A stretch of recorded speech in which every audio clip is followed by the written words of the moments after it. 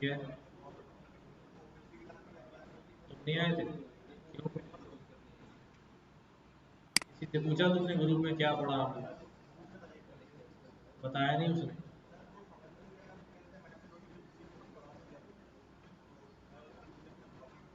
Group में तो नहीं पूछा तुमने यार किसी से।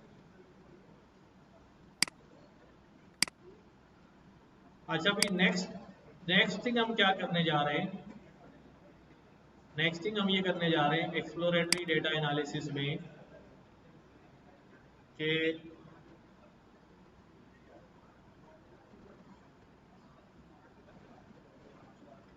हम बाई वेरिएट पे काम करने जा रहे हैं। किसके ऊपर? Bivariate analysis. Bivariate analysis क्या होता है अभी? When we study two features, two columns, two variables together। जब दो फीचर्स दो कॉलम्स को हम क्या करते हैं भाई, एक साथ स्टडी करते हैं, तो हमारे पास ये क्या होता है? बाई वेरिएट कहलाता है। नहीं, दो वेरिएबल्स। अब दो वेरिएबल्स को हम आपस में क्या स्टडी करेंगे? क्या मैं मीन निकाल सकता हूँ? दो वेरिएबल्स को एक साथ मीन कैसे निकालूं? वो तो एक ही कॉलम का होगा मीन, मीडियन मोड, दो का तो नहीं होगा, है ना? तो इसका मतलब बाई वेरिएट एनालिसिस में क्या क्या चीज़ें होंगी? बाई, हमने यहाँ पर क्या क्या मालूम किया था? हमने यहाँ पर आपको दिखाया और डिस्कस भी किया कि भाई हमारे पास मीन मीडियन मोड होता है, वेरिएंस होता है कि कॉलम की वैल्यूज अपने मीन से कितना डेविएट कर रही हैं, स्टैंडर्ड डेविएशन होता है। बट हेयर, यहाँ पर जब मैं दोनों को देख रहा होता हूँ तो हम क्या करते हैं भाई? कोवेरियंस करते हैं। एक होता है वेरिएंस, एक होता है कोवेरियंस। Y covariance? को का मतलब ही कंबाइंड वेरिएंस, यानी दो लोगों का वेरिएंस चेक करें। अब ये दो लोगों का जो वेरिएंस होता है, ये वैसा वेरिएंस नहीं होता कि जिसमें आप कहें कि भाई अपने मीन से कितना डेविएट कर रही है, but covariance is the dependency between the two variables. क्या? कि एक वेरिएबल दूसरे वेरिएबल पर कितना डिपेंडेंट है। कितना डिपेंडेंट का मतलब क्या होता है? एक की चेंजेस से दूसरे के अंदर कितना इम्पैक्ट आ रहा है, इसको हम क्या कहते हैं? कि एक के अंदर वेरिएंस आने से दूसरे में कितना वेरिएंस आ रहा है। ठीक है, तो को वेरिएंस होता है हमारे पास, को रिलेशन होता है। क्या होता है? को रिलेशन। और क्या होता है अभी? और हमारे पास रिग्रेशन होगा। Covariance, correlations and coregression. और फिर इसके अंदर हम कोवेरिएंस या कोरिलेशन को प्लॉट भी करते हैं। ठीक है, प्लॉट कोवेरिएंस या कोरिलेशन। ठीक है, इसके अंदर हम उनका हीट मैप भी प्लॉट करके देख सकते हैं कि कितना कितना जो है वो चीज़ें यहाँ पर चल रही है। हो गया टाइम? ये हमारे पास सारे चीज़ें हैं जो हम क्या करते हैं, पढ़ रहे होते हैं जब हम बाई वेरिएट एनालिसिस कर रहे होते हैं। ठीक है,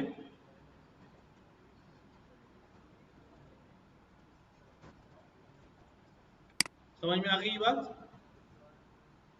तो अब पहले ये समझते हैं कि भाई हमारे पास ये जो बाई वेरिएट में कोवेरिएंस बेसिकली होता क्या है, कैसे निकलता है, क्या कहानी होती है भाई इसके अंदर? एनीबडी हैज आइडिया कि भाई ये क्या? हाँ,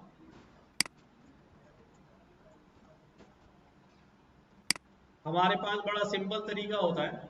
मैं क्या करता हूँ, मैं एज और सैलरी को स्टडी करता हूँ टुगेदर। इसको, एज और सैलरी को, इनके दरमियान कोई रिलेशन तो होगा, होता है क्या?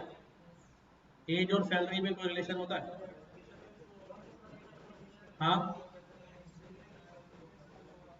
एज में नहीं होता। एक्सपीरियंस बढ़ेगा तो बगैर एज बढ़े एक्सपीरियंस बढ़ नहीं सकता। हाँ,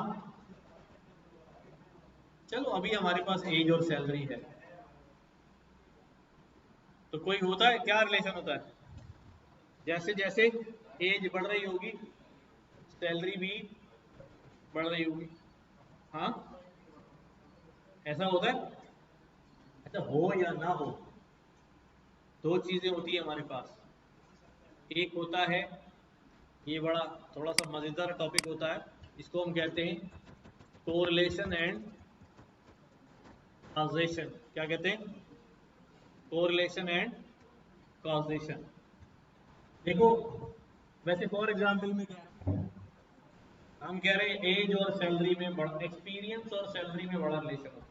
जैसे जैसे एक्सपीरियंस बढ़ता है वैसे वैसे सैलरी बढ़ती है। ठीक है, ये हमारी अंडरस्टैंडिंग है। लेकिन अगर मैं आपको दो कॉलम दे दूं और उनके हेडर्स हटा दूं, ओके, हेडर्स हटा दूं, अब आपको पता ही ना हो कि एक एज है और एक सैलरी है, अब आप क्या कहेंगे? चलिए नमाज के बाद इस पे फिर बहस करेंगे। तो बात हो रही थी इसकी, कोरिलेशन की। चलो बताओ भी, पढ़ो जरा। कोरिलेशन मीन्स, अच्छा पहले हम कोवेरिएंस की बात करते हैं, फिर हम आते हैं इस तरफ। कोवेरिएंस का वैसे हमारे पास क्या होता है, ये फार्मूला होता है।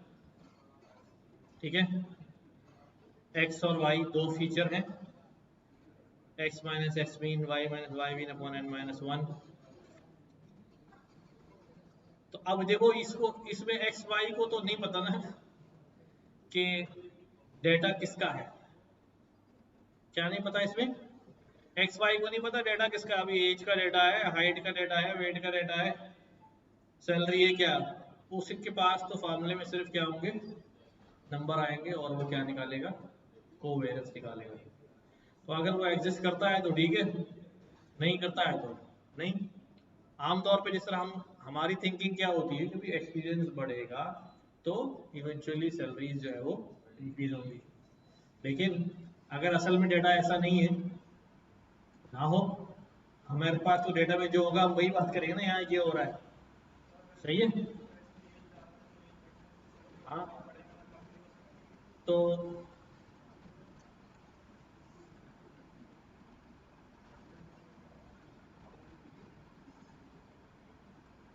covariance gives some information about x and y। Covariance क्या करता है भाई, एक्स एंड वाई के दरमियान कुछ इंफॉर्मेशन देता है कि ये कैसे स्टैटिस्टिकली रिलेटेड है। क्या करता है अभी, measures the directional relationship between returns on two assets। A positive covariance means asset returns move together, while negative covariance means they move inversely। क्या मतलब इसका, कि अगर कोवेरियंस पॉजिटिव आ गया है तो इसका मतलब क्या है कि इनके दरमियान जो पॉजिटिव रिलेशनशिप है, कैसा है, पॉजिटिव रिलेशनशिप है। मीन्स एक चीज जो है वो क्या होगी, इंक्रीज होगी तो दूसरी चीज भी इंक्रीज हो जाएगी। ठीक है, ठीक है।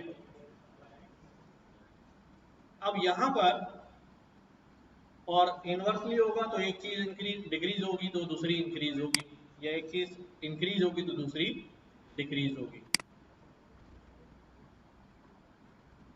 अच्छा, फार्मूला हमें याद करने की जरूरत नहीं है। जब हम कोवेरियंस कैलकुलेट करते हैं, जब हम कोवेरियंस कैलकुलेट करते हैं, जैसे पॉजिटिव और नेगेटिव की बात तो हमने कर ही ली है। ठीक है, कहाँ कहाँ एप्लीकेबल होता है, फाइनेंस में, इधर उधर सब जगह कोवेरियंस जो है वो एप्लीकेबल होता है। कोवेरियंस और वेरियंस में क्या फर्क होता है? Covariance is related to variance. A statistical measure for spread points of in a data set both variance how major data points are distributed around a calculated mean. दोनों का काम क्या है कि कैलकुलेटेड मीन के अराउंड डेटा कितना disperse है, कितना डिस्पर्स है, ज़्यादा डिस्पर्स है तो ज़्यादा तो वेरिएंस होता है। और जब को वेरिएंस की बात कर रहे होते हैं तो अब ये दोनों को देख रहा होता है कि इन दोनों के दरमियान कितना डिस्पर्जन है। अच्छा, हाँ, को वेरिएंस डबल में को रिलेशन क्या चीज़ होती है? डेफिनेशन पढ़ोगे तो बिल्कुल एक जैसी लगेगी। Also distinct from correlation another statistical में के use to measure relationship between two variables. ये भी क्या करता है, दो वेरिएबल्स के दरमियान रिलेशनशिप निकालता है, बट इसकी जो वैल्यू होती है वो क्या होती है भाई, वो -1 से लेके +1 तक होती है। वाइल कोवेरियंस सिर्फ हमें क्या बताता है, डायरेक्शन ऑफ रिलेशनशिप कि पॉजिटिव है या negative. Correlation measure the strength of that relationship कि कितना स्ट्रॉन्ग रिलेशनशिप है। क्या मतलब इसका? हाँ, इसका मतलब क्या है भाई?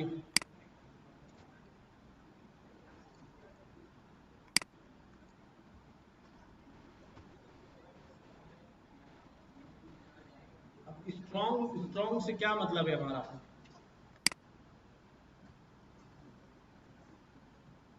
हाँ,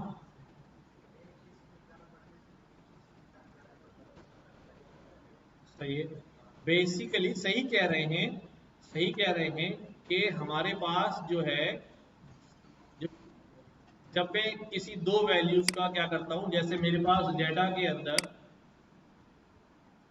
हमारे पास डेटा के अंदर क्या है भाई,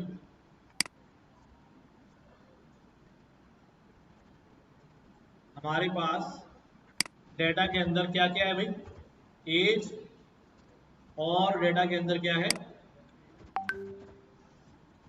सैलरी। ठीक है, ये दो वैल्यूज हैं, एज और सैलरी। मैं क्या करता हूं, मैं इनका कोवेरिएंस फाइंड करता हूं। क्या आप ये फार्मूले से पेंसिल पर भी, पेंसिल कॉपी लेके कैलकुलेट कर सकते हैं, लेकिन छोटे डाटा सेट के लिए। बट जब बड़ा डाटा सेट होगा तो फिर हमें कंप्यूटिंग ही इस्तेमाल करनी होगी। ठीक है, मैं क्या करने लगा हूं भाई, को वेरिएंस ये फाइंड आउट करने लगा हूं। सिंपल है, क्या करूंगा भाई, नमपाई से भी कर सकता हूं, एनपी डॉट, हमारे पास को वेरिएंस मौजूद है, किस किस का निकालना है मुझे, data dot, data dot age, और डेटा डॉट सैलरी। इन दोनों का हमने कोवेरिएंस निकाला तो क्या आ रहा है, एन एन क्यों आ रहा है? हाँ, उसमें एन एन वैल्यूज आ रही हैं। हमने पिछली क्लास में देखा था कि एन एन सबको क्या कर देता है, एन एन कर देता है। फिल तो हमने किया था, ये सेल रन नहीं हुए, तो रन कर देते हैं इसको। यहाँ तक रन हुआ है, यहाँ एरर आ गया था।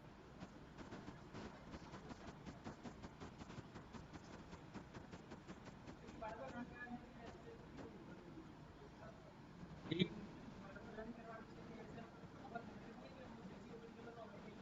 नहीं नहीं ऐसा नहीं होगा। हाँ, यहाँ पर ये मेथड है कि आप इसको डायरेक्ट बोलें, restart and run up to selected cell, restart kernel and run all cells, सारे सेल चला देगा। लेकिन ये भी रुक जाएगा अगर एरर आ गया पीछे, वहीं ब्लॉक हो जाएगा। अगर एरर नहीं है तो फिर सबको रन करता हुआ आ जाएगा। तो अब हमने एन एन खत्म कर दिया है। नाउ वी सी कि हमारा कोवेरिएंस जो है वो कितना आ रहा है। ठीक है, क्या कोवेरिएंस आ गया भाई, एरे,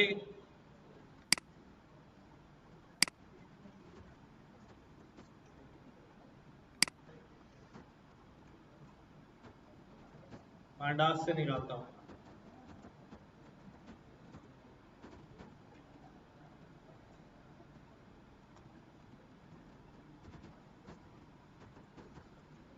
ठीक है, हमारे पास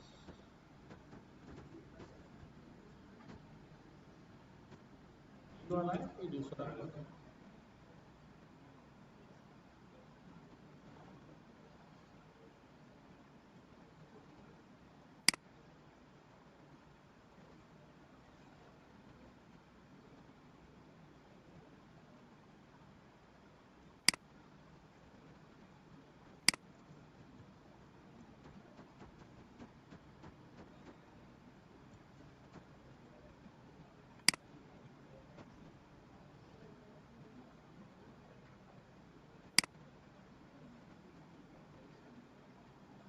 ये हमारे पास क्या वैल्यू आ रही है?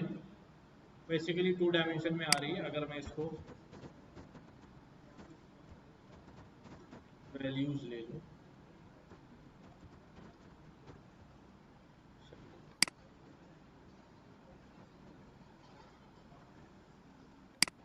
कोई चीज़ सही नहीं आ रही, मैं देख रहा हूँ।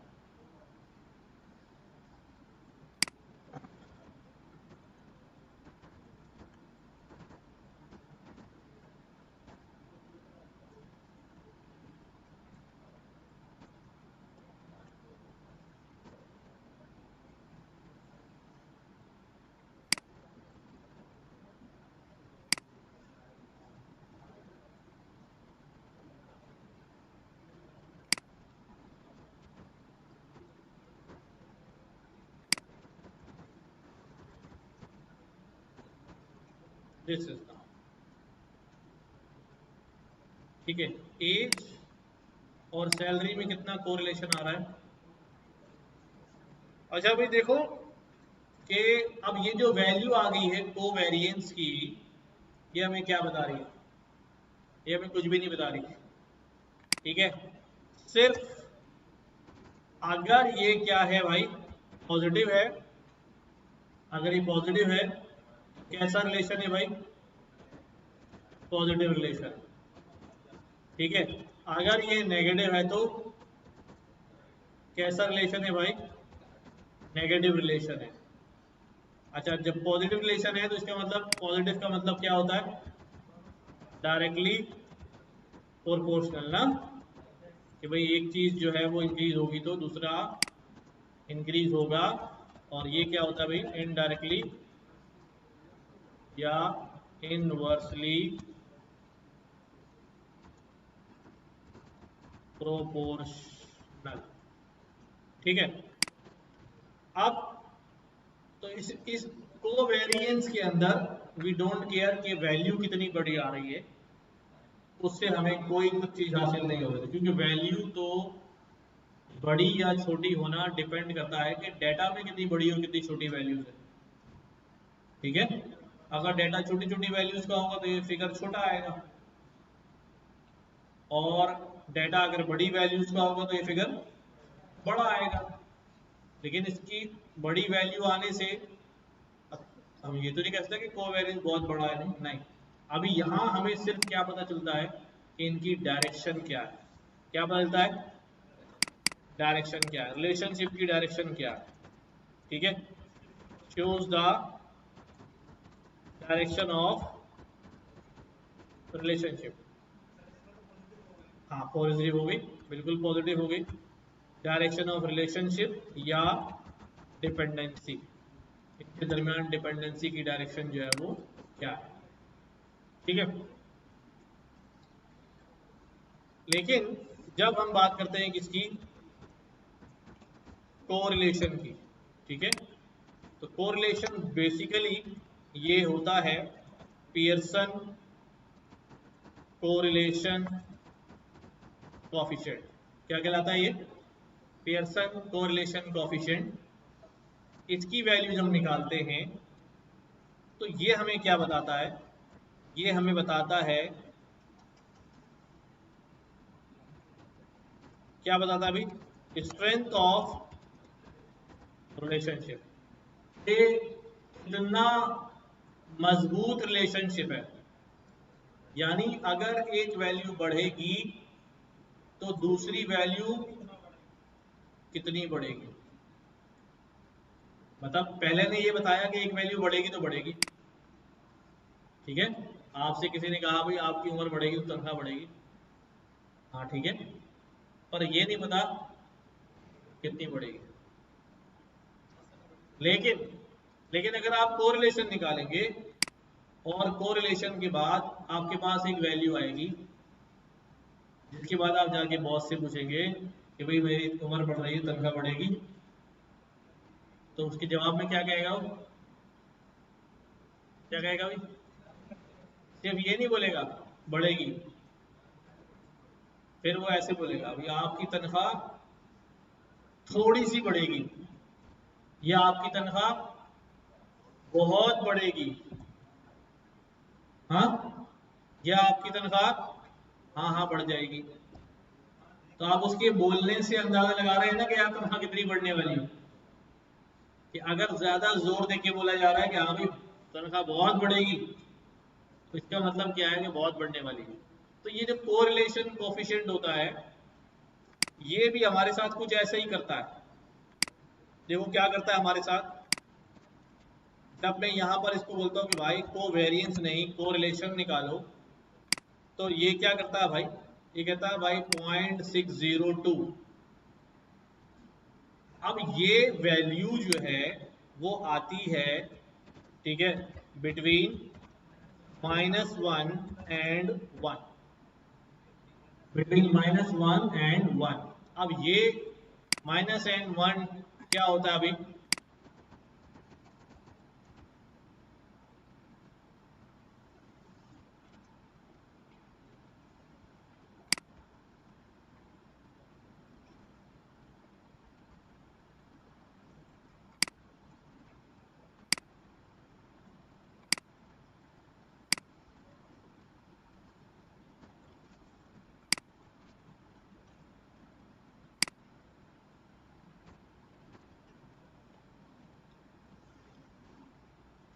कि अगर जीरो आ गई,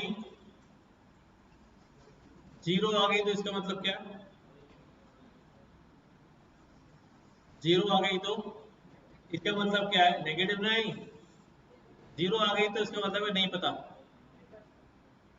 बॉस क्या जवाब देगा, तुम्हारी उम्र का और तुम्हारी तनख्वाह क्या ताल्लुक है यार,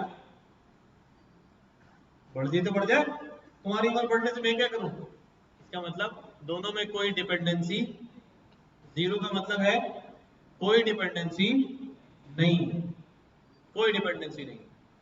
लेकिन अगर ये पॉजिटिव साइड पे बढ़ना शुरू हो जाए, यानी जीरो से लेकर 0.30 तक नेग्लिजिबल कोरिलेशन, यानी ये वही वाली बात हो गई, आपने पूछा कितनी बढ़ेगी, उसने कहा हाँ बढ़ जाएगी, तो आप समझ गए बहुत मुश्किल है, या बढ़ भी गई तो थोड़ी सी नेग्लिजिबल, हाँ, और 0.3 से 0.5 तक चली गई तो लो पॉजिटिव, पॉजिटिव है लेकिन कम बढ़ेगी, बढ़ेगी लेकिन कम बढ़ेगी, और 0.5 से 7 तक बढ़ेगी लेकिन सही बढ़ जाएगी, और 0.7 से 0.9 तक अगर आ जाए तो इसका मतलब ये है कि हर साल बढ़ेगी, हर साल मेरी उम्र बढ़ेगी, हर साल मेरी तनख्वाह जो है वो बढ़ती रहेगी, हाँ, तो हाईली पॉजिटिव है। और 0.9 से 0.100% हो जाए तो फिर तो साल में दो दो दफा बढ़ेगी, हाँ, हर दिन बढ़ेगी।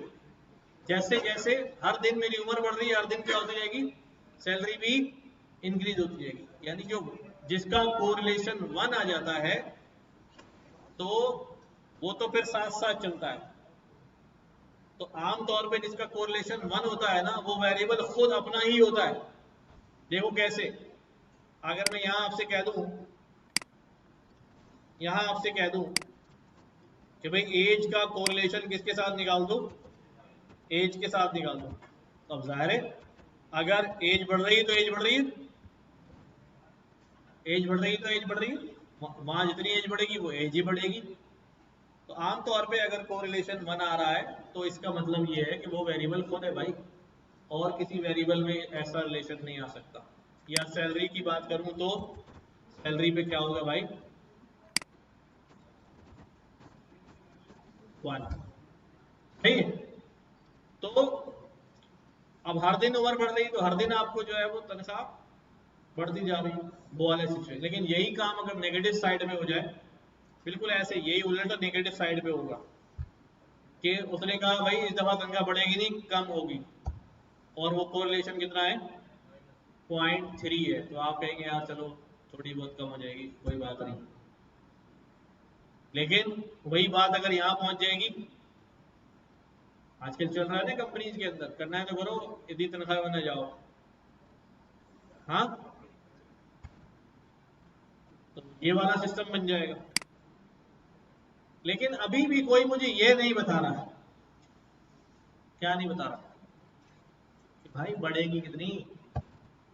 सब कह रहे हैं हाँ बढ़ जाएगी, इतनी बढ़ जाएगी, उतनी बढ़ जाएगी, इतनी बढ़ेगी, लेकिन कोई ये नहीं बता रहा कि मैं आज, भाई मेरी उम्र 26 साल है, अगले 2 साल बाद मैं 28 का हो जाऊंगा, तो मेरी तनख्वाह बढ़ के कितनी हो चुकी होगी, यानी क्वांटिफाई कोई नहीं कर रहा। क्या नहीं कर रहा, क्वांटिफाई कोई नहीं कर रहा कि भाई वो होगी कितनी एक्चुअल में। ठीक है, तो क्वांटिफाई जो है वो हमें कौन करके देता है, रिग्रेशन करके। कौन करके देता है, रिग्रेशन करके देता है। ठीक है, तो रिग्रेशन ये स्टैटिस्टिकल फॉर्मूला भी होता है, ये मशीन लर्निंग मॉडल भी होता है। ठीक है, दोनों डोमेन में आता है, एमएल में भी आता है, स्टैट्स में भी आता है।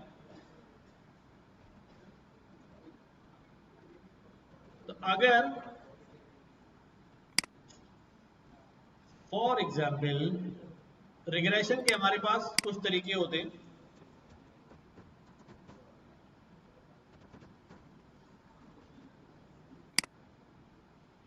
कुछ हमारे पास होते हैं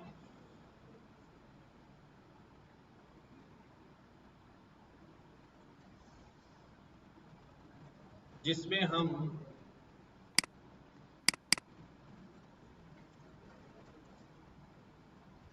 ऑर्डिनली लीस्ट स्क्वायर, एक मेथड होता है हमारे पास रिग्रेशन करने के लिए।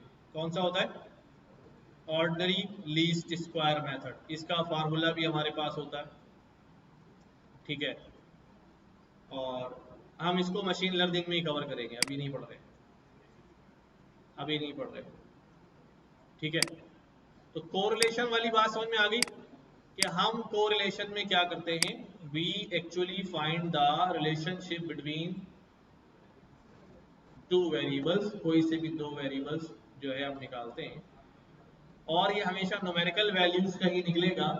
अगर मेरे डाटा में सारी वैल्यू नॉन न्यूमेरिकल है, न्यूमेरिकल है, तो मैं डायरेक्ट कह सकता हूँ पूरे डाटा का क्या निकाल के दो, कोरिलेशन निकाल के दो, तो पूरा कोरिलेशन चार्ट जो है वो हमारे पास आ जाएगा, हर एक का हर एक के साथ। जैसे जैसे मैं यहाँ एक डाटा लोड करता हूँ,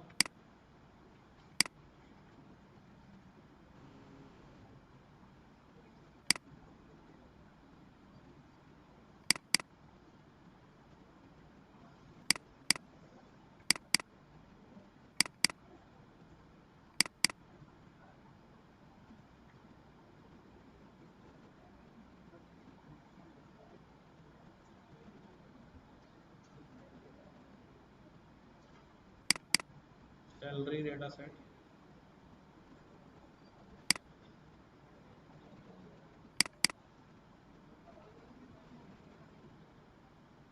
ये हमारे पास है ईयर्स ऑफ एक्सपीरियंस, और किया था हमने उस पर कुछ काम क्या,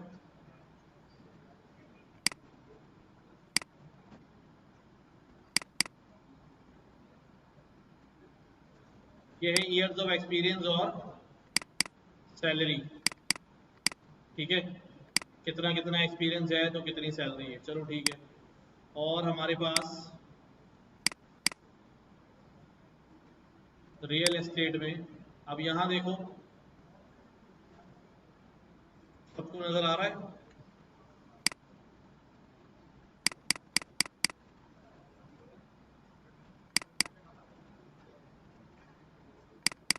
एक वेरिएबल है ट्रांजैक्शन डेट, एक वेरिएबल है हाउस एज, एक वेरिएबल है house distance from the nearest market या एमआरटी स्टेशन कोई होगा, number of convenience stores, latitude क्या है उसका, लैंगिट्यूड क्या है, प्राइस कितने हैं। अच्छा, फॉर एग्जांपल मैं अभी लैटिट्यूड लैंगिट्यूड को छोड़ देता हूँ। अगर मैं इस डेटा को लोड कर लूँ, कौन सा वाला है, रियल एस्टेट वाला है, मैं यहाँ लोड कर लेता हूँ pd dot read csv real estate, इसका नाम कर देता हूँ मैं स्टेट, अभी करता हूँ, ठीक है। अच्छा, स्टेट के अंदर से मुझे सारे कॉलम नहीं चाहिए, ठीक है, सारे कॉलम नहीं चाहिए मुझे। चलो मैं फिल्टर, वैसे मैं यहाँ लोड करते वक्त भी मेंशन कर सकता हूँ कि मुझे कौन कौन से कॉलम जो है वो चाहिए। मुझे यूज कॉलम्स में मेंशन कर दूंगा,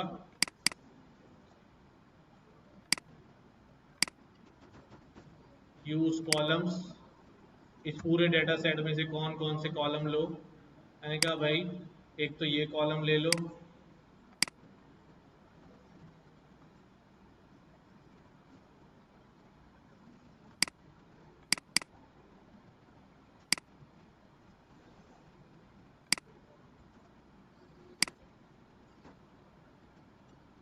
और दूसरा जो है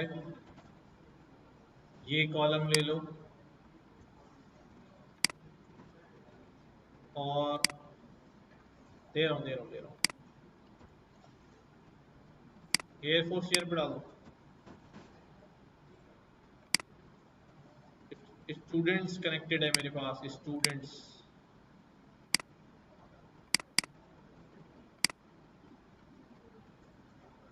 सही चला गया है।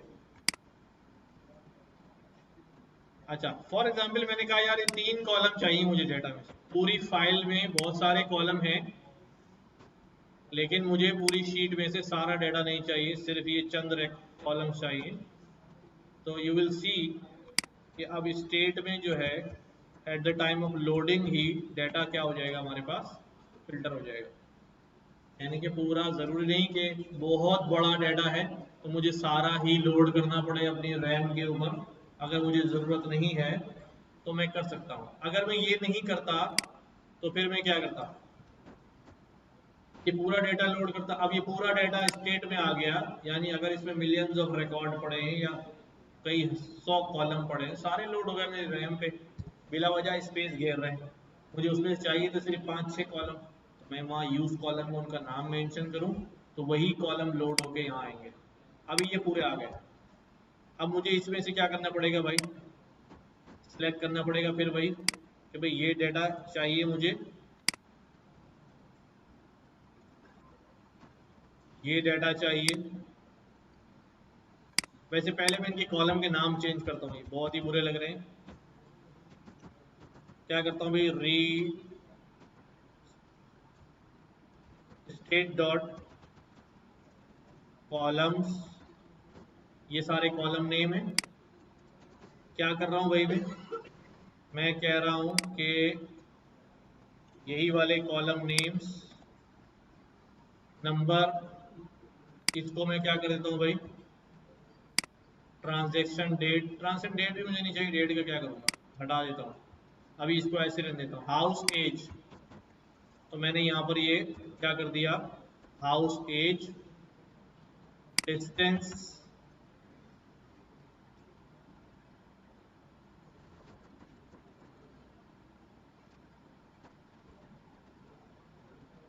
To nearest mart station,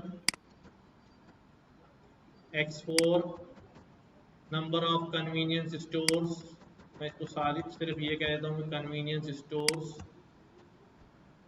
latitude longitude मुझे हटाने की ज़रूरत नहीं है। क्या कह दिया हमने, house price per unit area, house price, इसको कहता हूँ प्राइस पर यूनिट एरिया, ठीक है। अब मेरे पास जो स्टेट के कॉलम हैं वो क्या हो गए हैं,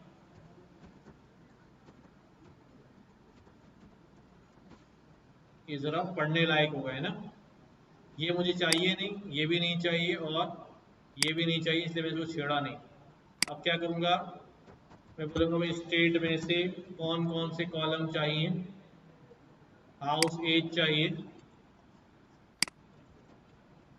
ठीक है। डिस्टेंस नियरेस्ट स्मार्ट स्टेशन चाहिए, ठीक है। ये पता नहीं एमआरटी क्या है। कन्वीनियंस स्टोर्स कितने हैं, और इस मकान का पर यूनिट एरिया प्राइस जो है वो कितना है। ये वाले कॉलम मुझे चाहिए, मैंने इसको स्ट्रिंग बनाया। ऐसे ही करते हैं ना डेटा में से मल्टीपल कॉलम सिलेक्ट करने हो तो, ठीक है। एंड देन मैंने कहा जब ये सिलेक्ट हो जाए तो इनको क्या करो, स्टेट में मौजूद डेटा से रिप्लेस कर दो, ठीक। अब स्टेट में पहले हमारे पास ये सारे कॉलम थे, अब ये डेटा फिल्टर होके सिर्फ ये वाले कॉलम का डेटा रह गया, ठीक है। 414 रिकॉर्ड है, ये डेटा है। अच्छा भाई, घर के प्राइस क्या घर की एज पर डिपेंडेंट होते हैं? घर नया है, घर पुराना है, चेक करें जरा, इनके दरमियान कोरिलेशन निकालें, आ रहा है कि नहीं आ रहा। बेसिकली अब मुझे प्राइस का कोरिलेशन सबके साथ निकालना है, जो बाद में बता रहे थे ना। अब सारी न्यूमेरिकल वैल्यूज हैं, तो मैं यहाँ पे क्या कर सकता हूँ, डेटा डॉट कोरिलेशन, ये पूरे डेटा का कोरिलेशन बता दे भाई। ये क्या करेगा हमें, डेटा नहीं है यार हमारा, स्टेट है, स्टेट। इसने पूरे डेटा के कोरिलेशन बता दिए। देखो मकान की एज का मकान की एज के साथ क्या है, 100%। डिस्टेंस का डिस्टेंस के साथ क्या है, 100%। स्टोर्स का स्टोर्स के साथ क्या है, 100%। यूनिट एरिया का यूनिट एरिया के साथ क्या है, 100%। वो तो हो गई, जब अपने आप से निकालेगा तो हो गई। अब यहां पर आ जाओ भाई, मकान की एज और स्टेशन में कैसा कोरिलेशन है। पॉजिटिव तो है लेकिन बहुत नेग्लिजिबल है, यानी प्राइस की डिपेंडेंसी इसकी क्या कहते हैं, हाउस एज और इसकी तो कोई, हम इसको तो देख भी नहीं रहे हैं ना। हम किसको देख रहे हैं, प्राइस को देख रहे हैं कि प्राइस मकान की एज पर कितना डिपेंडेंट है, -0.2। यानी मकान की एज बढ़ रही है तो प्राइस कम हो रहे हैं, लेकिन बहुत ज्यादा कम नहीं हो रहे। हाँ, बहुत ज्यादा कम नहीं हो रहे। हाँ, नेग्लिजिबल हद तक, क्योंकि महंगाई इतनी बढ़ रही है कि मकान के प्राइस तो वैसे ही कम नहीं हो रहे। अगर प्राइस को देखूं स्टेशन के हिसाब से, हाँ भाई कैसा रिलेशन है जल्दी बताओ, रीड करके बताओ इसे। जितना ज्यादा डिस्टेंस बढ़ेगा प्राइस क्या हो जाएंगे, यानी अगर ये स्टेशन में समझ रहा हूँ कोई, कौन सा स्टेशन है, एमआरटी स्टेशन होता क्या है यार, हाँ, बस स्टेशन।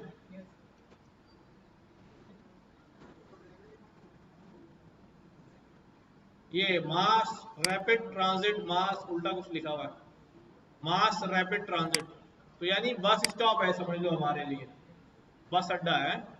तो बस अड्डा जितनी दूर होगा प्राइस क्या होते जा रहे हैं। और देखो 0.67 is a considerable score, significance है इसकी, है ना, सिग्निफिकेंस है इसकी। इसी तरह कन्वीनियंस स्टोर्स, जैसे कोई शॉपिंग हो, कोई फला स्टोर, ये देखो 0.5 है, ये भी सिग्निफिकेंट है, पॉजिटिव है। जितने नंबर ऑफ स्टोर्स क्या हो रहे हैं, ज्यादा हैं, उस एरिया में प्राइस क्या हो रही है, बढ़ रही है। स्टोर्स बढ़ रहे हैं तो प्राइस बढ़ रही है, स्टोर्स कम है तो प्राइस कम है। आ रही बात समझ में, ऐसा होता है या नहीं होता, क्या, कौन से वाले की बात कर रहे हो।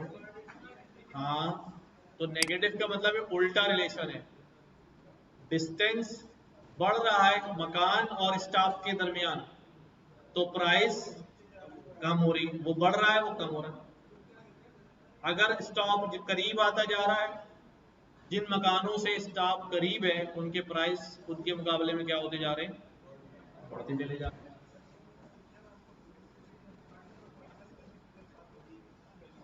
थोड़ा जोर से बोलो।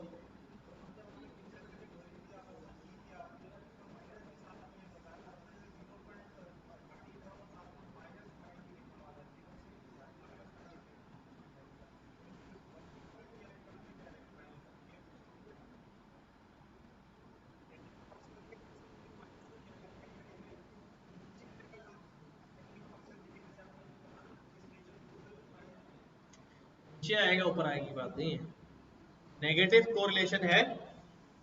तो अब देखेंगे कि जो एक है उसके साथ क्या हो रहा है, वो कम हो रहा है, तो ये क्या होगा, ज्यादा होगा। नेगेटिव का मतलब ये है, ठीक है। और अगर ये ऊपर हो रहा है तो ये क्या होगा, नीचे होगा। तो इसमें अब क्वांटिटी को नहीं देख रहा हूँ, मैं देख रहा हूँ कि एक क्या हो रहा है तो दूसरे पे क्या हो रहा है, रिलेशनशिप को देख रहे हैं। हाँ, नेगेटिव उल्टा है कि भाई उल्टा चलेगा। तो यही कोरिलेशन में 1/1 भी निकाल सकता हूँ, और यहाँ पर जो है वो हम हीट मैप भी हम कोरिलेशन का ड्रॉ करते हैं। क्या ड्रॉ करते हैं, हीट मैप। अच्छा,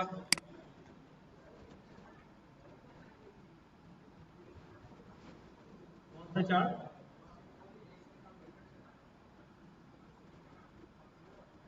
हाँ कैलकुलेट करके दिखा दिया ना। हमने कहा भाई सब पूरे डेटा का कोरिलेशन निकालो, तो हर डेटा के अंदर जो जो कॉलम है सबका निकाल दिया। लेकिन अगर कोई ऐसा कॉलम होता है जिसमें नंबर नहीं होते, तो फिर वो कहता भाई इसका कैसे निकालूं, क्योंकि कोरिलेशन तो नंबर में निकलता है। हाँ,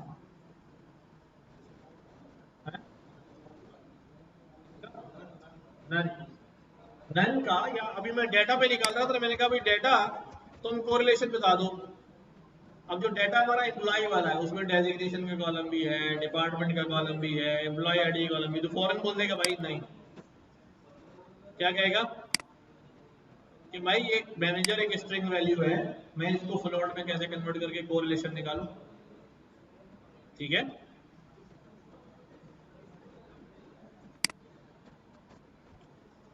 नाउ हीट मैप ड्रॉ करते।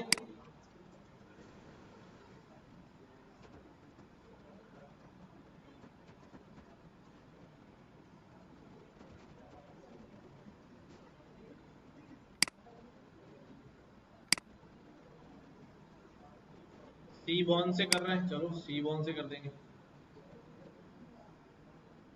S N S dot heat map,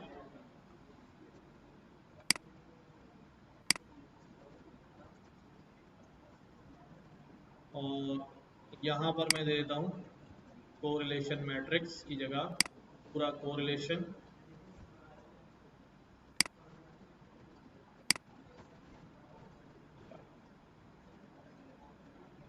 ठीक है, ये बता रहा है कि जितना डार्क ब्लू कलर है उतना कोरिलेशन क्या है, स्ट्रॉन्ग है। और अब देख रहे हैं डायगोनल में क्या चल रहा है, 1 1 1, वो सारे स्ट्रॉन्ग आ रहे हैं। सही है, हैं? हाँ अपने साथ हो रहा है, जब भी 1 है।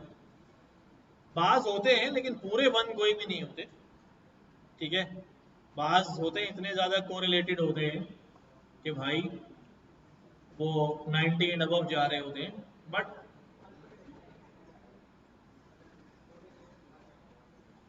1 को एक्सप्लेन कैसे करते हैं, देखो हम एक्सप्लेन तो क्या बताऊं, हम जब आगे मशीन लर्निंग पढ़ रहे होंगे उसमें हम पढ़ेंगे फीचर इंजीनियरिंग।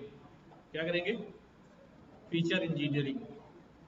जैसे फॉर एग्जाम्पल, सुनो भाई लोगों, जैसे फॉर एग्जाम्पल अब मैं एक ऐसा मॉडल बनाना चाहता हूँ कि वो मॉडल मुझसे क्या मैं उसको दूंगा एक मकान की उम्र, कितना पुराना मकान है, कितने स्टेशंस कितनी दूर है, कितने करीबी स्टोर हैं, इसमें और भी आ सकता है स्कूल, हॉस्पिटल और सारी चीज़ें आती हैं। तो इस मकान के प्राइस इतने हैं, मैं इस पे मॉडल क्या करूँगा, बिल्ड करूँगा कि आइंदा कोई यूज़र आए मेरी साइट के ऊपर और वो सारा डाटा डाले तो मैं प्रिडिक्ट कर सकूँ तुम्हें इतने का मकान मिल जाएगा, या जो मकान तुम बेचना चाह रहे हो ये इतने का बिक जाएगा। ठीक है। अब मसला ये है कि जब मैं ये फीचर सिलेक्ट कर रहा होता हूँ तो मैं कोई ऐसा फीचर सिलेक्ट नहीं करूंगा, कैसा फीचर कि जिसका कोरिलेशन प्राइस के साथ बिल्कुल क्या होगा, जीरो। चलो जीरो समझ लो, ऐसा कोरिलेशन मैं लूंगा, बिल्कुल नहीं लूंगा कि जिसकी प्राइस के साथ कोई डिपेंडेंसी है ही नहीं। जब कोई डिपेंडेंसी नहीं है तो इसका मतलब प्राइस जब उस पर डिपेंडेंट नहीं है तो मॉडल की प्रोडिक्शन में भी उसका कोई किरदार होगा नहीं प्राइस प्रोडिक्ट करने के लिए। तो फीचर इंजीनियरिंग में इस फीचर को मैं क्या कर लूंगा, रोक लूंगा, ड्रॉप कर दूंगा, नहीं इस्तेमाल करूंगा। बाज दफा हम सारे ऐसे फीचर्स लेते हैं, जिनका कोरिलेशन हमारे टारगेट प्रिडिक्शन के साथ अच्छा होता है। ऐसे फीचर्स लेते हैं, पॉजिटिव हो या नेगेटिव हो, हाईली, जितना हाई होगा उतना अच्छा है। अब मसला ये होता है कि इसको हम कहते हैं कि भाई ये हाईली कोरिलेटेड है, लेकिन बाज दफा ऐसा भी हो जाता है कि दो फीचर्स आपस में भी क्या हो जाते हैं, कोरिलेटेड हो जाते हैं। क्या हो जाते हैं, दो फीचर्स आपस में क्या हो जाते हैं, तुम्हारा वाली बात आ रही है इस पे, आपस में कोरिलेटेड हो जाते हैं। इस फिनोमिना को हम कहते हैं कि भाई ये मेरा टारगेट है, मेरा ये वाला फीचर इससे अच्छा रिलेटेड है, शामिल कर लो प्रेडिक्शन में, इसको शामिल करो डेटा में, ये अच्छा कोरिलेटेड है शामिल करो, ये अच्छा कोरिलेटेड है शामिल करो, ये अच्छा कोरिलेटेड है शामिल करो। लेकिन एक सिचुएशन ऐसी भी आ जाती है कि ये दोनों आपस में भी क्या होते हैं, हाईली कोरिलेटेड होते हैं। इसको कहते हैं मल्टी कोलिनियरिटी। क्या कहते हैं, मल्टी कोलिनियरिटी। अगर आप इधर देखें, मल्टी कोलिनियरिटी ये क्या चीज होती है कि भाई is a situation where two or more independent variables, जो हमारे फीचर्स हैं in a model are highly correlated, कि वो दोनों आपस में क्या है भाई, डिपेंडेंट, हमारा जो प्रिडिक्ट कर रहे हैं वो इंडिपेंडेंट, हमारा ये सारे फीचर्स हैं जो हम इनपुट देंगे उसको फिर वो बताएगा कितने का मकान है। तो ये आपस में क्या हो गए। अब इससे क्या नुकसान होता है, अगर दो फीचर्स आपस में हाईली कोरिलेटेड हैं तो ड्यूरिंग फीचर इंजीनियरिंग हम एक फीचर को क्या कर देते हैं, रोक देते हैं। क्यों, ठीक है, क्योंकि अगर वो आपस में हाईली कोरिलेटेड है तो इसका मतलब ये है कि वो दोनों एक साथ बढ़ रहे हैं, तकरीबन कंसिडरिंग के एक साथ बढ़ रहे हैं, तो दोनों का इम्पैक्ट टारगेट के ऊपर भी कैसा होगा, एक जैसा ही होगा। दोनों का इम्पैक्ट टारगेट के ऊपर भी कैसा होगा, एक जैसा ही होगा। जब दोनों का इम्पैक्ट एक जैसा है टारगेट के ऊपर तो क्या जरूरत है दूसरे के रखने की, एक ही को ले लो। ये अच्छी सी मिसाल होती है, खाने में जो है आप नमक डालें और थोड़ा नमक जो है वो पहाड़ी नमक भी डालें और थोड़ा नमक जो है वो समंदरी नमक भी डालें, दोनों का इम्पैक्ट कैसा है, हाँ खाने में वही वाला है ना। अब आप बोलेंगे भाई अब ये दोनों कितने कोरिलेटेड है आपस में, लेकिन टारगेट पे इम्पैक्ट कैसा है, एक जैसा है, तो भाई एक ही डाल दो ना, दो की क्या जरूरत है। तो मल्टी कॉलिनियरिटी में हम किसी फीचर को क्या कर देते हैं, रोक लेते हैं कि ये तो एक जैसा इम्पैक्ट डालेगा। तो वो अगर वन कोरिलेशन आ रहा है तो इसका मतलब जनवरी में उनकी वैल्यू बराबर है, फरवरी में उनकी वैल्यू बराबर है, मार्च में उनकी वैल्यू बराबर है, अप्रैल में शायद थोड़ी कम हो गई हो, मई में थोड़ी कम हो गई हो, जून में बराबर है, जुलाई में बराबर है, अगस्त में बराबर है, पूरे साल बराबर है। तो कोरिलेशन कैसा आ रहा होगा, 90 अबव आ रहा होगा। तो भाई जब सारी वैल्यू उसमें बराबर बराबर ही लिखी हुई हैं तो वो एक ही कॉलम जैसा हो गया ना, दोनों कॉलम एक जैसे ही हो गए ना। तो एक कॉलम को छोड़ दो, क्यों बिला वजह मेहनत कर रहे हो। तो हम ड्रॉप कर देते हैं। ठीक है, चलो फीचर इंजीनियरिंग भी पढ़ ली तुम लोगों ने।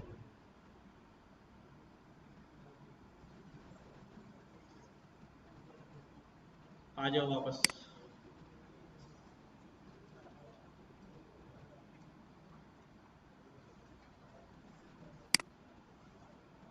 अच्छा, तो और हम क्या देखते हैं यहाँ पर, हमने कोरिलेशन देख लिया, कोवेरियंस देख लिया, बात भी समझ में आ गई कि क्वांटिफाई जो है रिग्रेशन करता है। रिग्रेशन हम मशीन लर्निंग के टॉपिक में ही पढ़ेंगे कि प्रोडिक्शन वही निकालेंगे एग्जैक्टली। बताओ भाई कि मैं 25 साल बाद 25 साल का हो जाऊंगा तो मैं कितने पैसे कमा रहा हूँ, नंबर में बताओ, इतने पैसे इतने लाख कमा रहा हूँ, तो वो कौन बताएगा?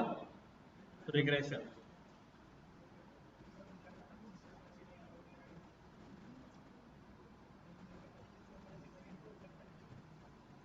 नहीं तो फिर आज ही फैसला कर लो ना कि शाम को रिजाइन करके चले जाऊंगा। प्रिडिक्शन बता रही है कि ज्यादा इजाफा नहीं होगा, दूसरी तो नौकरी ढूंढ ले भाई। चले आगे। तो this is how by variate analysis हमने जो है वो देखा। अच्छा, बाई वेरिएट में मैंने आप लोगों से कहा था कि आप दो मुख्तलिफ डेटा सेट के एक जैसे कॉलम्स ले आएगा कहीं से। ये कहा था ना मैंने कि भाई एक ऑर्गेनाइजेशन के लोगों की सैलरी है और दूसरी ऑर्गेनाइजेशन के लोगों की भी सैलरी का ही कॉलम है, और उसका आप बॉक्स प्लॉट के ऊपर कंपैरिजन जो है वो स्टडी करिएगा। लेकिन वो आप लोगों ने नहीं किया। कर लेंगे, देखो करोगे, मेहनत करोगे, एक्सप्लोर करा गाय ना, मेहनत करोगे तो चीजें सीखोगे। लेकिन अगर बैठे रहोगे कि यार चलो छोड़ो छोड़ो, तो बस फिर आना जाना लगा रहेगा क्लास में, मैं चीखता रहूंगा, आप लोग जो है ना काम नहीं करोगे। हाँ अभी देखे इन्होंने ग्राफ जो है बना लिए, लग जाती इसके अंदर केबल।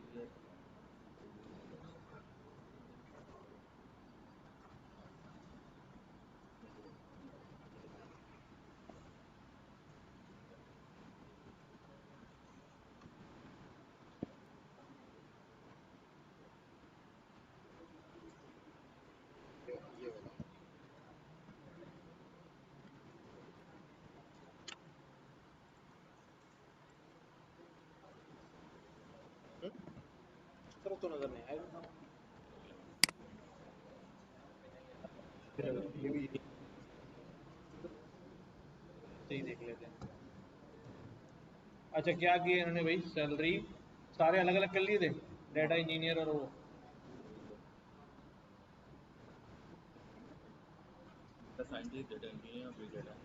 ठीक है, फिर आपने फिल्टर किया। सही है, सही ठीक है। तो हमने बॉक्स प्लॉट लिया, ये लिया। चलो ये वाला चार्ट जो है ना ग्रुप में इमेज भेज दे इसकी ना, कैसे भेजते हैं आप इस इमेज डाटा जहाँ दिया बस लिंक पर क्या करा दें।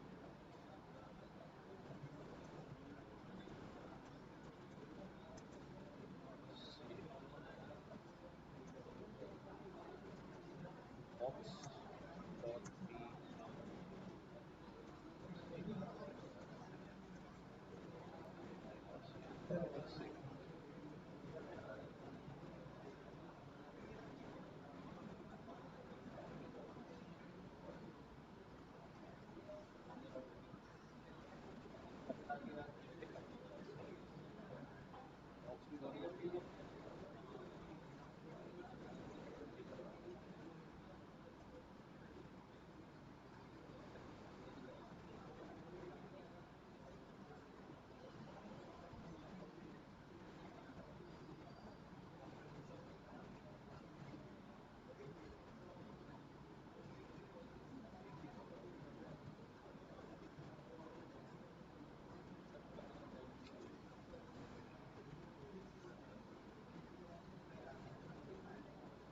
तो एरर तो नहीं आया तो फिर क्या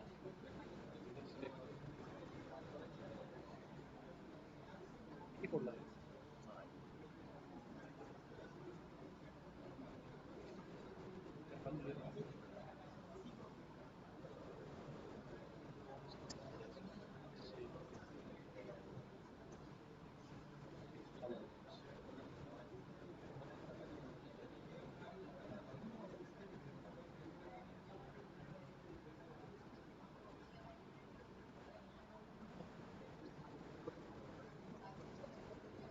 कहीं पे आ रहा है कहीं और जा रहा है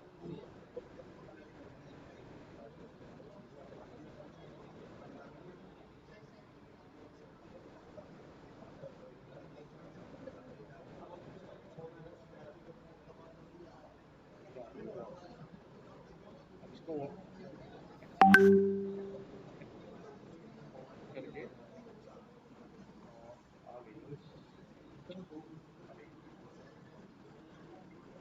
आ गई मैं स्क्रीन शॉट ले रहा हूँ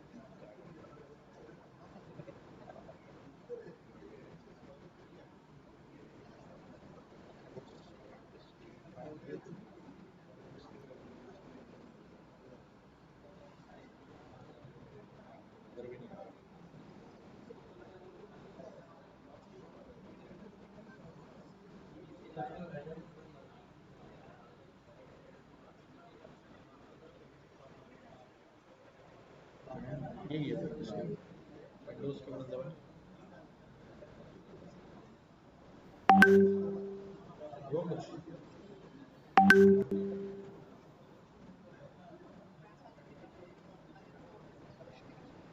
व्हाट्सएप चल रहा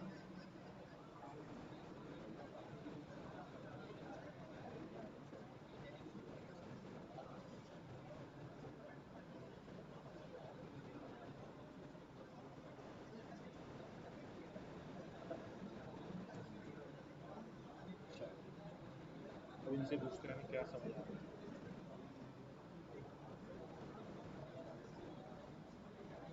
अच्छा भाई देखो क्या है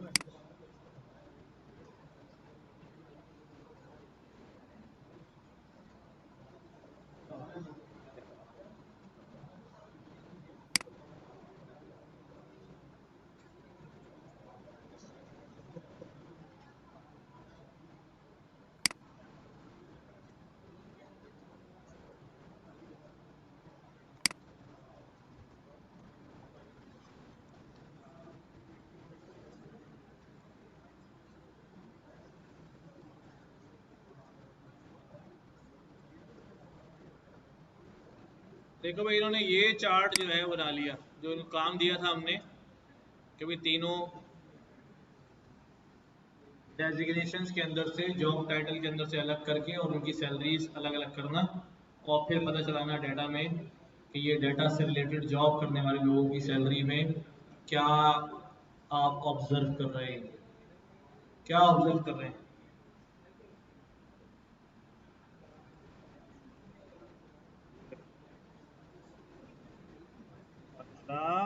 तुम सही हो यार सबको बुला के तुम भाग गए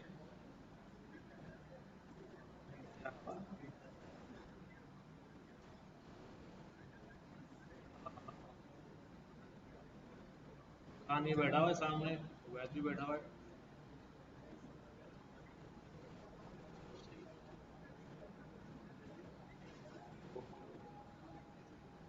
हाँ भाई क्या समझ आ रहा है इसमें सबसे ज्यादा फायदे में कौन है हाँ डेटा इंजीनियर्स मीडियन तो दोनों का बराबर है डेटा साइंटिस्ट का भी और बिग डेटा इंजीनियर तो कम है नजर आ रहा है ये मीडियन लाइन नजर आ रही है ग्रीन वाली या यहाँ पे नजर आ रही है अब नजर आ रही है ये ग्रीन लाइन थोड़ा सा कम है बड़ा करने में नजर आ रहा है थोड़ा सा कम है 1 लाख से जो है वो लगभग उतने ही है तो 1,10,000 होगा तो 1,05,000 होगा तो ऑन एवरेज जो है ज्यादा सैलरीज किसकी है भाई डेटा इंजीनियर की और सबसे कम किसकी है भाई बिग डेटा वालों की। अच्छा, और लोएस्ट पॉइंट के ऊपर सबसे कम सैलरी, यानी सबसे कम लोग किसके, 25 परसेंटाइल में। हाँ भाई ये तुम लोग खुद बताओ, मैं नहीं बता रहा हूँ, पढ़ा था ना ये हमने। हाँ बिग डेटा वाले तो सभी जीरो के तकरीबन बराबर हैं, 10-5 हज़ार पे आ रहे हैं। हाँ हर एक में 25% लोग जो हैं उनकी सैलरीज जो हैं वो किसके बराबर है, कोई मेरा ख्याल है कोई 10,000 के अराउंड होंगी, 25% परसेंटाइल पे। ये वाला है ना 25 परसेंटाइल, तो 25 परसेंटाइल या जीरो से ऊपर है, अगर 1000 में देखें जाके तो कोई 8-10 हज़ार ही बनता है इतना पोर्शन। हाँ और बिग डाटा इंजीनियर में जो 50 परसेंटाइल लोग हैं उनकी तनख्वाह कितनी है, 50 भी नहीं है यार, है ना। और as compare to data engineer 50 percentile में लोग जो है वो 1 लाख से ऊपर है, और इसमें भी जो है 1 लाख से ऊपर है। और 75 परसेंटाइल भी इसका बहुत कम है, और इसका जो है वो डेटा साइंटिस्ट का ज़्यादा हाई है, बिग डाटा का उसका डाटा इंजीनियर का जो है वो क्या है, कम है। रीड हो रहा है, समझ में आ रही है बात। ये पिछली क्लास में हमने डिस्कस किया था सारा, ये देख कैसे हम उसको देखते हैं। 5 मिनट्स अभी।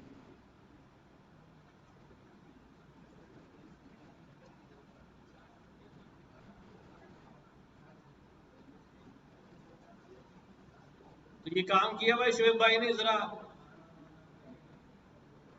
इनसे लेके देख लेना भाई कैसे किया हुआ है। वैसे तो कोई मसला नहीं है, आप भी कर सकते हैं जी। ये बॉक्स प्लॉट है, सही है। मूविंग फॉरवर्ड भाई ये सब लोग जरा मेहनत करें, कोई ऐसा मुश्किल काम नहीं होता। आप गूगल करें, चैट जीपीटी करें, आप कुछ ना कुछ रिजल्ट निकाल के जो है वो लेकर आए, और उसको इंटरप्रेट करें, उसका डिस्क्रिप्शन लिखेंगे भाई यही हो रहा है, यही हो रहा है, ना कि सिर्फ बैठे रहने से कुछ नहीं होगा।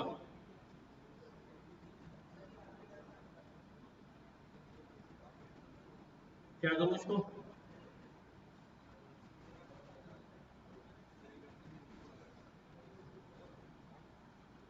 और क्या चीजें कर सकते हैं हम अपने डाटा के अंदर, सैलरी वाले डाटा के अंदर, कुछ बताओ कि सब ये कर लें।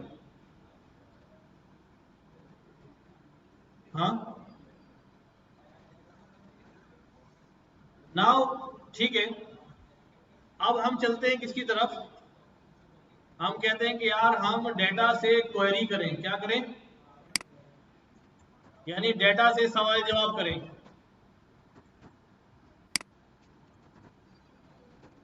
सवाल जवाब कर सकते हैं डेटा से, क्या सवाल करें, डेटा हमारे पास ये है, क्या सवाल करें इसमें। हाँ डेटा से मुताल्लिक आप कुछ बात जानना चाह रहे हैं, भाई आप एनालिसिस करने वाले हैं, आप डेटा को क्या करेंगे, जो finding insight is the definition for data sciences. Data science क्या करते हैं, इनसाइट निकाल के देते हैं। तो आप क्या ढूंढ रहे हैं, पहले सवाल रेस करें, फिर जवाब ढूंढें। हाँ भाई क्या सवाल कर रहे हैं।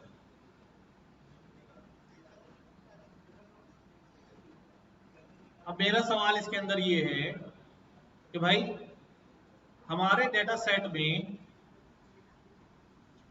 अकाउंटेंट ज्यादा सैलरी कमा रहे हैं या ऑफिसर ज्यादा सैलरी कमा रहे हैं, क्या करूं।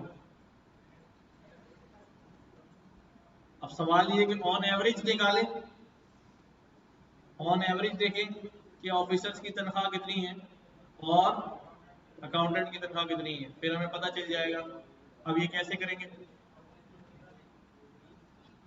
हाँ किसका मीन निकालो, है। मीन तो मैं पूरे कॉलम का निकालूंगा, मुझे सारे कॉलम के सारे लोगों का मीन थोड़ी चाहिए, मुझे तो सिर्फ किसका मीन चाहिए, अकाउंटेंट का और ऑफिसर्स का। पहले क्वेरी लिख के डेटा को क्या करते हैं, फिल्टर करते हैं। अच्छा, ये तो मैंने वैसे ही आपको एक क्वेरी बताई। मैं आपसे कह रहा हूं कि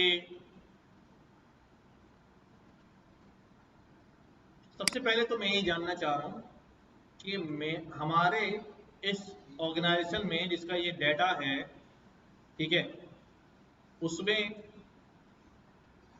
मैनेजर हैं कितने, क्या काउंट करना चाह रहा हूं, मैनेजर हैं कितने, क्या करूं उसके लिए। हाँ, देखो, एक तो हमारे पास सीधा सीधा सा मेथड है कि भाई डेटा मैनेजर किस किस कॉलम में आ रहा है, डेजिग्नेशन के कॉलम में आ रहा है। इसका मतलब हमारी क्वेरी का जो टारगेट है वो इस वक्त कौन है, डेजिग्नेशन। डेटा डॉट डेजिग्नेशन किसको ढूंढ रहा हूं मैं, किसके बराबर होना चाहिए, अभी मैनेजर को ढूंढ रहा हूं। डेटा डॉट डेजिग्नेशन किसके बराबर होना चाहिए, अगर मैं ये करूंगा तो मेरा बूलियन आंसर आएगा, और मैं इसको ऐसे करके उसी डेटा के अंदर रख दूंगा, तो मेरे पास सारा वो डेटा आएगा जिसके अंदर कौन लाई कर रहा है, मैनेजर्स। देखो भाई जरा इसको, ये बात समझ आ रही है, क्या बोला इसको, डेटा के डेजिग्नेशन में जाओ और जहां जहां मैनेजर हैं वो सारा डेटा ले आओ। डेटा के डेजिग्नेशन में जाओ, चेक करो कहां कहां मैनेजर हैं, वो सारा डेटा ले आओ। आ गया। अब क्या करना है मुझे, ये तो पता चलेगा इतने मैनेजर हैं। अच्छा, अभी ये नहीं पता चला कितने मैनेजर हैं एग्जैक्टली। अगर मुझे फ्रीक्वेंसी के लिए हमने पीछे पढ़ के आए, वैल्यू काउंट्स का फंक्शन होता है हमारे पास, किसका होता है, डेटा डॉट डेजिग्नेशन। तो हम जरा वैल्यू काउंट्स कर लो, मैंने प्लॉट भी किए थे इसके, तो वैल्यू काउंट करके बता दो कि भाई तुम्हारे पास क्या क्या है। तो उसने बताया मैनेजर 3 है, ऑफिसर 7 है, अकाउंटेंट 3 है, इंजीनियर 3 है, ऑफिस बॉय 2 है। ये हमने पीछे किया हुआ है सारा काम, किया है नहीं किया, बाहर चार्ट भी बनाया था हमने। हाँ, नीचे क्या,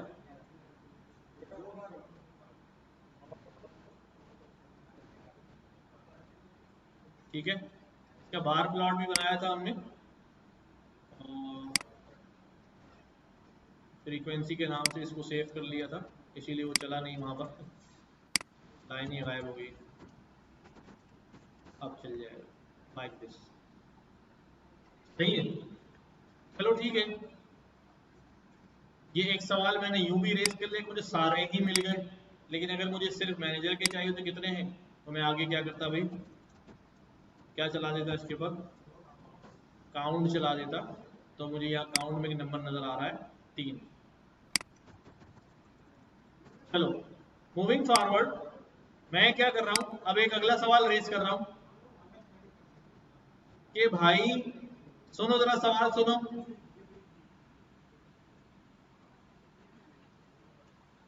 मैं ये कह रहा हूं कि मेरे डेटा में कितने लोग हैं जिनकी उम्र 50 से ज्यादा है, क्या करना है, कितने लोग हैं जिनकी उम्र 50 से ज्यादा है, लिखो जरा क्वेरी। बेटा जबानी नहीं होगा कुछ भी। तो टारगेट कॉलम कौन सा है मेरा, एज। एज क्या होनी चाहिए, 50 से 50 या 50 से ज्यादा, लिख लिया, लिखो ना यार तुम लोग।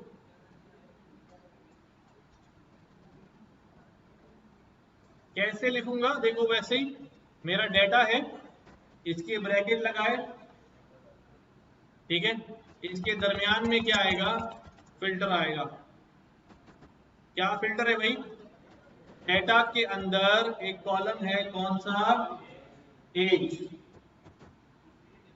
इसके अंदर वो सारी एज जो बड़ी हो या बराबर हो किसके, 50,000 नहीं, 50 सॉरी, ठीक है, सही है। बस इसको चला देते, रन कर दूं। एक ही है बेचारा, वो भी पूरे 50 का। हाँ, समझ आ रहा है लिखना? अच्छा, अब मैं ये कहता हूं भाई कि हमारे पास हमारे पास किसका कि, हाँ, उसके लिए क्या करता मैं कि अगर मुझे एग्जैक्टली काउंट चाहिए तो मैं आगे काउंट लगा दूंगा, लेकिन काउंट इस तरह लगाऊंगा ना तो वो हर कॉलम को काउंट करेगा। अगर मुझे सिर्फ एक नंबर चाहिए तो मैं इधर पहले किसी एक कॉलम का नाम लिख देता हूँ, लाइक मैंने एज का ही नाम लिख दिया, और फिर उस पर काउंट लगा देता हूँ तो वो एक ही नंबर दे देगा मुझे। अगर मैं ये नहीं लगाऊंगा ना तो वो हर कॉलम में काउंट बता देगा। है वो एक ही रिकॉर्ड, वो हर कॉलम में बता रहा। अच्छा नहीं लग रहा देखने में, इसलिए एक कॉलम देके उससे पूछ लो भाई ठीक कितने बनते हैं। नेक्स्ट, नेक्स्ट पे क्या कह रहा हूं, सुनो भाई, सिंगल कॉलम तो हम सही है देख रहे हैं। मैं ये कह रहा हूं भाई, मेरे पास मेरे पास जो है, मुझे डेटा में क्या फिल्टर करना है कि भाई कितने ऐसे लोग हैं, कितने ऐसे लोग हैं कौन से डिपार्टमेंट में, आईटी डिपार्टमेंट में, जिनकी उम्रें 40 साल से कम है। सुनो पहले गौर से सुनो, भागना नहीं। कितने ऐसे लोग हैं जिनकी एजेस 40 साल से कम है और वो आईटी डिपार्टमेंट में है। अब मुझे बताओ कितने कॉलम इन्वॉल्व होगा इसके अंदर, एक एज और एक डिपार्टमेंट, ठीक है, एक एज और एक डिपार्टमेंट। अब क्या लिखूं मैं, यहां लिखता हूं सबसे पहले एज पे आऊं या डिपार्टमेंट पे आऊं, मर्जी है किसी भी आ जाओ। तो हमने लिखा पहले डेटा, इसके बीच में हम आ जाएंगे, ठीक है। क्या लिखूंगा अभी, डेटा डॉट डिपार्टमेंट क्या होना चाहिए, क्या होना चाहिए भाई अबरार, क्या डिपार्ट होना चाहिए, आईटी। डेटा डिपार्टमेंट जो है वो आईटी होना चाहिए, ठीक है, ये तो एक बात हो गई।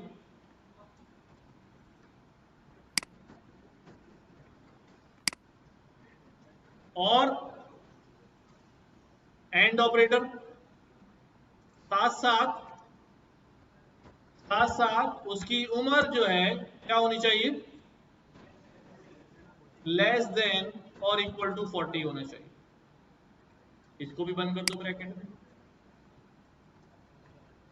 ठीक है। एंड ऐसे लिखेंगे यहां पे, क्या क्वेरी हो गई भाई, डिपार्टमेंट आईटी है और साथ साथ उसकी एज क्या होनी चाहिए, ये दोनों बातें ट्रू होंगी तब डेटा आएगा। एंड ऑपरेटर ये करता है ना, अगर और कर देता तो दोनों में से एक आईटी वाले भी आ जाते और सारा नहीं आता, कुछ ना कुछ तो रह जाता। तो अब आपने यहाँ पर देखा, ओहो तो काफी सारे हैं भाई जवान जिनकी उम्रें जो है वो क्या है, 40 से कम। अच्छा, 40 से ज्यादा वाले ढूंढने हो तो बॉस का साला होगा, ग्रेटर देन कर दिया तो अब क्या हो जाएंगे भाई, आईटी डिपार्ट लेकिन 40 साल से ज्यादा वाले, कोई भी नहीं भी आईटी में सारे जो हैं वो क्या है भाई 40 से नीचे हैं। सही है, लिखना समझ में आ रहा है। अगर नेक्स्ट क्या करूं, नेक्स्ट क्वेरी अब आप लोग खुद रन करेंगे, मैं आपको सिर्फ बता रहा हूं, हैं बस तुम लोगों की हरकतों की वजह से इदारा तरक्की नहीं करता, फीमेल कोई नहीं है।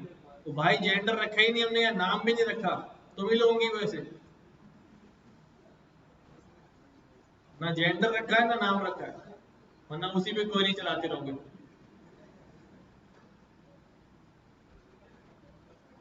चलो क्या करते हैं, अभी अगला सवाल है और आखिरी सवाल है, ये आप लोग खुद करके बता देंगे कि भाई सवाल ये है कि भाई कितने ऐसे लोग हैं जो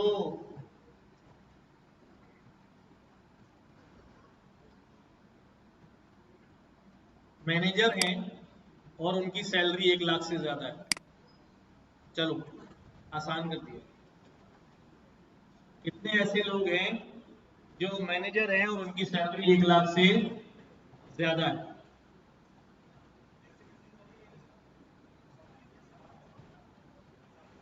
कितने ऐसे लोग हैं जो हैं मैनेजर और उनकी तनख्वाह 1 लाख से ज्यादा है। आसान सा है, सीधा सीधा है।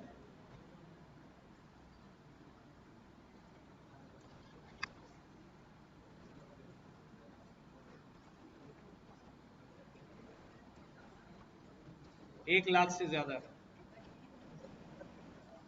हो गया, शाबाश।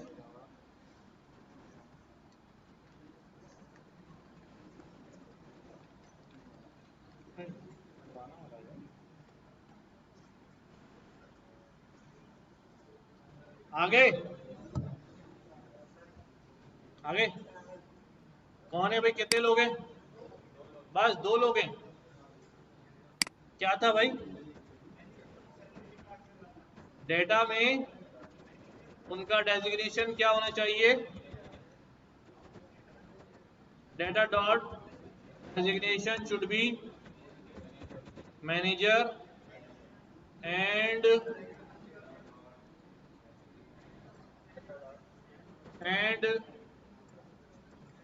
डेटा डॉट तनख्वाह कितनी होनी चाहिए भाई? चलो देख लेते हैं क्या आ रहा है।